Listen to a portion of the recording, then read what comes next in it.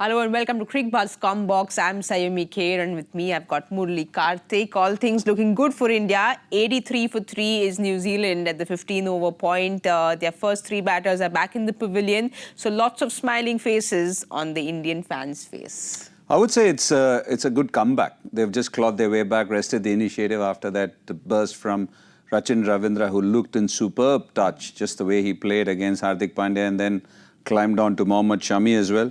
And an absolute ripper. I think it was the advent of Akshar Patel and Kuldeep Yadav, which has actually rested that initiative back towards India, Saiyami, when you look at the way they were going. Two big wickets, actually, Rachin Ravindra with an absolute ripper. And then to deceive Kane Williamson in the air, a batter of Kane Williamson's quality, he was disgusted with himself. Yes. And it was a nice piece of bowling by a spinner.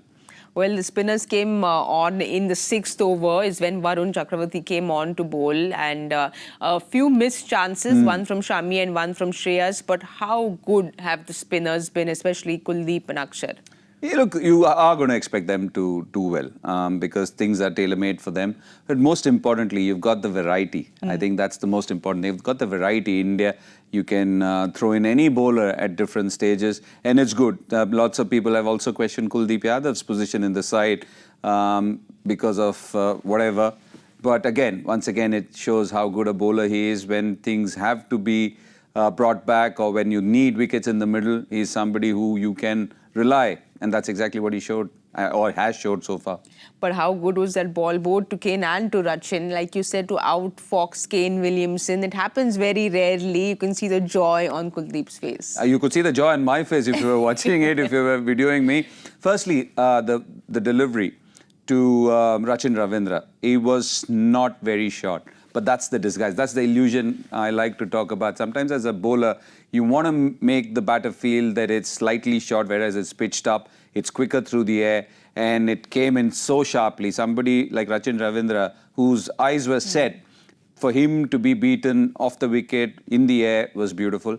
And then Kane Williamson, we know how good his wrists are, and for him to keep going for the ball, getting drawn into that ball, and then not knowing the ball's there. And he's just chipped one straight. So very different pieces of bowling, but very good. Well, how crucial is this partnership going to be to New Zealand now? Because as Daryl Mitchell and Tom Latham, they'll want to take this in deep now and play at least 20 overs out. They need to, because they have good players of spin. Daryl Mitchell will have his own way. Tom Latham will sweep and reverse sweep. And again, they need time. It can't be that they can come and start playing shots again from the word go. The way they had started, it looked very different, but again, it's a time for consolidation for New Zealand.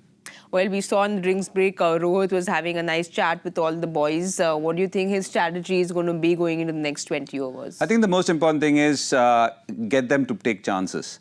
I think at a time where you know that they've lost wickets, they are the ones who have to make the play.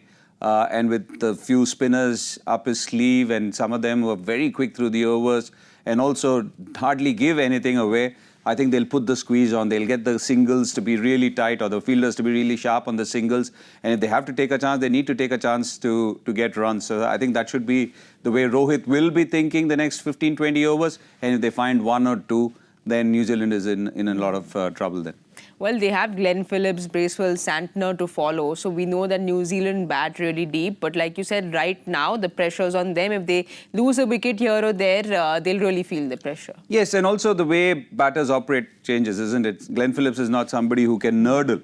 He's not the Kane Williamson, the Daryl Mitchell and the Tom Latham types who can take singles. He'll go hard hands. We've spoken about how boom or bust he can be. So on a track like this, which is offering a bit for the spinners, it won't be easy for him.